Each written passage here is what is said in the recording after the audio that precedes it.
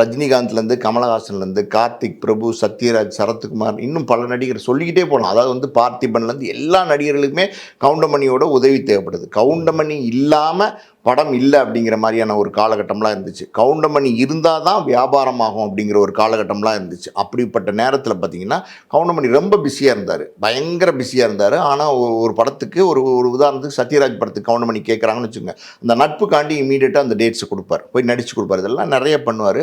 அப்படிப்பட்ட ஒரு பெரிய ஆளுமையாக சினிமா இண்டஸ்ட்ரியில் கவுண்டமணின்றவர் வந்து ஒரு பெரிய ஆளுமை தான். நல்ல காமெடி நடிகர், அதுதான் எல்லாருக்கும் தெரியும். ஆனால் பார்த்தீங்கன்னா கவுண்டமணி ரொம்ப அறிவாளி, ரொம்ப புத்திசாலி. இது நிறைய பேருக்கு தெரியாது. அதாவது உலக சினிமா, அதாவது வந்து ஆங்கில படங்கள் இருக்குது பார்த்தீங்களா, எல்லா படத்தையும் கரைச்சி குடிச்சிடுவார். அதாவது டிவிடி எல்லாம் போட்டு பார்த்துக்கிட்டே இருப்பார். அந்த காலத்தில் விசிடின்னு ஒன்று இருக்கும், டிவிடின்னு ஒன்று இருக்கும், இதெல்லாம் தொடர்ந்து பார்த்துட்டே இருப்பார். பல படங்களை பார்த்து, அதாவது வந்து ஏதாவது ஒரு படத்தில் ஒரு சின்ன சீன் ஒரு டைரக்டர் வைக்கிறாரு அப்படின்னா கூட அது வந்து வேற படத்துலேருந்து உருகின சீனாக இருந்தால் இமீடியட்டாக ஸ்பாட்லேயே சொல்லுவார், என்ன டேரக்டர் சார் அந்த படத்துலேருந்து எடுத்திருக்கீங்க, படத்தோட பேரை சொல்லி அந்த படம் வந்த வருஷத்தை சொல்லி அதை கமெண்ட் அடிப்பார். அந்த அளவுக்கு வந்து சினிமாவை பற்றின நாலேஜ்